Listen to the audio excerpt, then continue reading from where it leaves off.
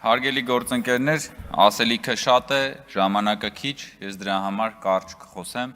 եւ քանի որ քննարկում ենք դատախազության տարեկան հաղորդումը, ես ուզում եմ մեր ընդդիմադիր գործընկերներին ասել, որ հարգելի գործընկերներ, մարդակերների իշխանության ժամանակաշրջանը Հայաստանում անշրջելիորեն փակված է։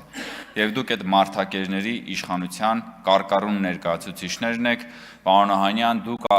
առանձնահատուկ կերպով, որովհետև մարտի 1-ին 2008 թվականի մարտի 1-ին դուք եղել եք գլխավոր շտաբի պետ եւ ըստ էության կիսել եք այն պատասխանատվությունը այն պաշտոնյաների բարձրագույն ղեկավարության, որոնք որ պատասխանատու են մարտի 1-ի համար։ Երբ որ Հայաստանի Երևանի, երբ որ մայրաքաղաքի փողոցները դարձրել եք սպանդանոց, սեփական քաղաքացիների վրա կրակելով, դուք դրա պատասխանատուն եք։ Հիմա եկել եք մարտի 1-ին եք խոսում, մարտի 1-ի մասին եք խոսում, բայց նորից եմ ասում, մարդակերների իշխանության ժամանակաշրջանը վերջնականապես փակված է։ Եվ այդ մարդակերները պատերազմի եռագլուխ կուսակցության ֆորմատով այսօր ցանկանում են նորից վերադառնալ իշխանության, բայց ասել ենք ու ասելու ենք, դուք ձեր ծոծորակը կտեսնեք պատերազմի եռագլուխ կուսակցություն, բայց Հայաստանում այլևս իշխանություն չեք տեսնի, որովհետև ձեզ միավորում է Թալանը,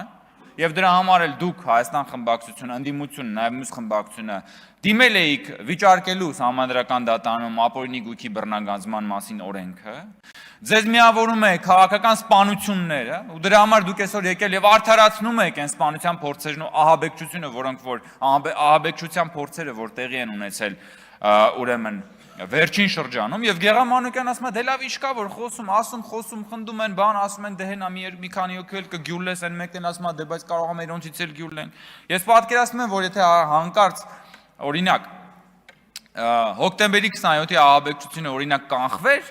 Դաշնակցությունը գալու էր ասելու էր դե լավ հիմա բան ինչ Նայիրի Հունանյանը բան ընդամենը ռոմանտիկ տղերք էին էլի բան ոնց որ ասում էր Վազգեն Մանուկյանը Ուղղակի այս դեպքում, այն դեպքում այդ ահաբեկչությունը չի եղել կանխել, այս դեպքերում կանխվել է եւ այսօր այդ ձեր սրբազանը եւ մյուսները ճաղերի յետևում են ահաբեկչություն կազմակերպելու այդ փորձի համար։ Բայց եւ ամփոփելով ես ուզում եմ մի բանի վրա ուշադրություն հրավիրել, որի մասին քիչ է խոսվում։ Պատերազմի եռագլուխ կուսակցության 3 առաջնորդների շահերի կենտրոնն էլ Հայաստանը չի։ Պատերազմի եռագլուխ կուսակցության 3 առաջնորդների ֆինանսական ռեսուրսների մի զգալի մասը գտնվում է Հայաստանից դուրս եւ գտնվում է նույն տեղերում, հա? Ռոբերտ Քոչարյանի ֆինանսական միջոցների մի մասը, Գագիկ Ծառուկյանի ֆինանսական միջոցների բիզնեսների մի մասը, Սամվել Կարապետյանի ֆինանսական միջոցների առյուծի բաժինը չեն գտնվում Հայաստանի Հանրապետությունում։ Ձեր շահերի կենտրոնը Հայաստանի Հանրապետությունը չի, ու եթե հանկարծ որևէ իրավիճակում դուք կանգնած լինեք ընտրության առջև ընտրել Հայաստանը, թե ընտրել ձեր իրական շահերի կենտրոնը, որտեղ որ գտնվում է ձեր փողը, դուք ընտրելու եք ձեր իրական շահերի կենտրոնը, հենց դրա համար է, որ դուք շահագրգռված չեք Հայաստանում խաղաղությամբ, որովհետև խաղաղությունը չի նպաստում ձեր փողերի պաշտպանությանը եւ ձեր հարստության ավելացմանը, այդ է խնդիրը։ Եվ հիմա երբ որ դուք գալիս եք խոսում եք բանից, հանցավորությունից, խոսում եք իրավական պետությունից եւ այլն, ժողովուրդ ջան, այդ ամենաթողության եւ մարդակերների իշխանության մեջ ծաղկել եք, դուք ծաղկել եք, ձեր ունեցվածքը, ձեր ամեն ինչը։ Եվ նորից եմ ասում ամփոփելով, Հայաստանում